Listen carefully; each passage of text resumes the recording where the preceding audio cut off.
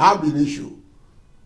How the South and Lagos and everybody has been disadvantaged from the world group. And then they say, we are keeping to the Constitution. All that we are under the military. Then we say, now, if you are going back to civilian rule, let's go back to civilian rule as we had it at independence. And this point must be made, particularly to our northern brothers. They cannot be more northern than Southern. The Constitution we are asking to go back to is the Constitution agreed to by Balewa, by Southern, Awolowo, and Azikwe. Those are the founding fathers. And that arose as a result of a lot of crises, which I don't want to go into. But there was crisis as a result of the more or less unity form of government that the Manifesto Constitution gave us. There was a constitutional crisis in 1954 that led to the Constitutional Conference of 1954 in London. As a result of that constitution, now we had a really federal constitution that created premiership in the states and divided. There was the dissolution of powers from the center to the state. We don't have concentration of powers as we have it now.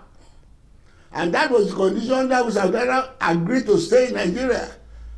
Because after the Constitutional Conference of 1953, following the self-government motion moved by Tunde Nauro, South Africa said, no way, I'm not going to be in Nigeria. That was how he introduced 9-point program. Let my brothers from the north go and look into history. But if I was not persuaded him, because he didn't like the unity form of government. I won't be in Nigeria, so go away. The Shadow said, no, we can be together under a constitution that will allow each state, each region, each ethnic nationality to develop at its own space. And that was known as federalism. You know, even the advocates of restructuring say that the sovereignty of Nigeria is not negotiable. We want to remain one country. But when we Who said the sovereignty is not negotiable? There's nothing more negotiable than the sovereignty of Nigeria. You know, but when we start talking about restructuring... The question of unity, sovereignty is all right, but the question of unity is very much negotiable. You know, because the reason I ask that is when we start talking about restructuring, are you not afraid that we might be opening the proverbial Pandora's box? What is it? Who knows where this might lead? Why are you using it? My dear, that's why I use the word restructuring is not a strange word. To simplify it, I said our people should carry their mind back to the Constitution and independence, no more, no less. There's nothing strange in what we are saying in restructuring, because when you restructure to that stage, that's what we're asking for. Let's go back to the Constitution we had at independence. So what would be the difference between what is in that Constitution that we now want to go back to and the current one? The fact, what exactly would the fiscal federalism and... Beautiful. There is so much power in the center now. The question of police, the question of local government. The local government now is under the federal government giving them allocation direct. That is not allowed under the federal constitution. The local government will be under the state government, under the regional government. The governors you have in your state now, you only refer to them in theory as chief of security. They have no control over the security element. That's why I say a lot of people are opposed to, particularly from the north. I believe they don't understand what they are opposed to. That's why I simplify it by saying the Constitution agreed to by Southern. You know, it's believed that at the bottom of all of these wranglings, is actually the quest for fiscal federalism. Can we get fiscal federalism without political restructuring? It is impossible. Fiscal federalism just shows that when the amount of money generated in your area, you get the greater part of it. What you call resource control, what you call the distribution of revenue according to derivation. That's all that is. It was the army again after the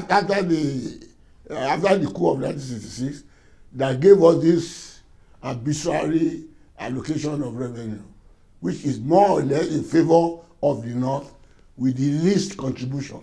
Are these problems that we all are talking about, are they things that equity and are they problems that equity and good governance cannot solve? Do we have to do a formal restructuring to make headway?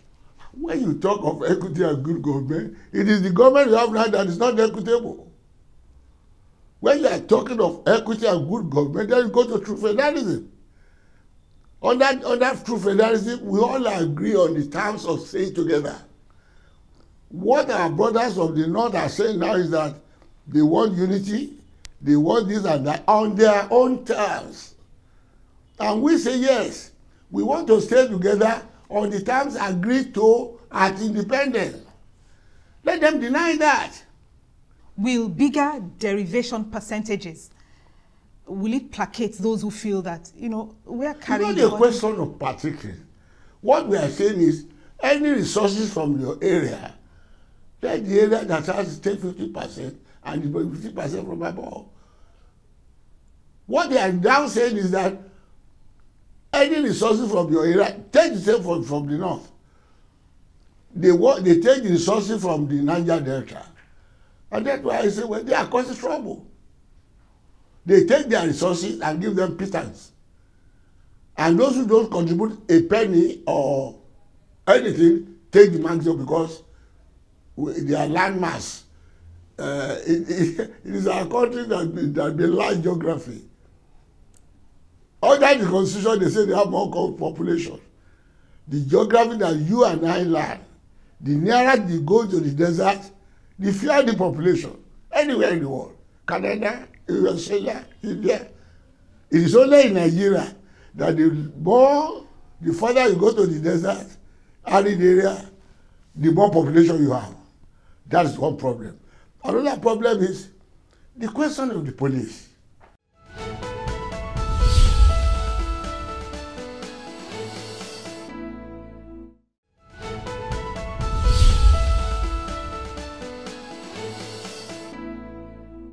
What can happen if we don't restructure?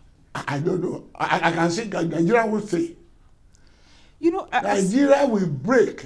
Sometimes I listen to the rhetoric of this issue and I shudder. With all this bickering, with the kind of thing that you just said, do you think we can have an amicable discussion on restructuring? Why not? We have had it. That was what our forefathers agreed to. I'm talking about now. I'm talking about the current rhetoric. Do you think we can have an amicable discussion on this restructuring? Those who don't want a restructuring are the who want to break the country. Because the constitution is in their favor. And we say we are cheated. You won't be in any club where you feel you are being cheated. That's the problem with this constitution. A constitution where I contribute 2, you contribute 1, and you take 10. It's a question of fair is fair. And it has been done. You see, we must not lose this side. I begin to say, those who say the country must stay together under this constitution, like the people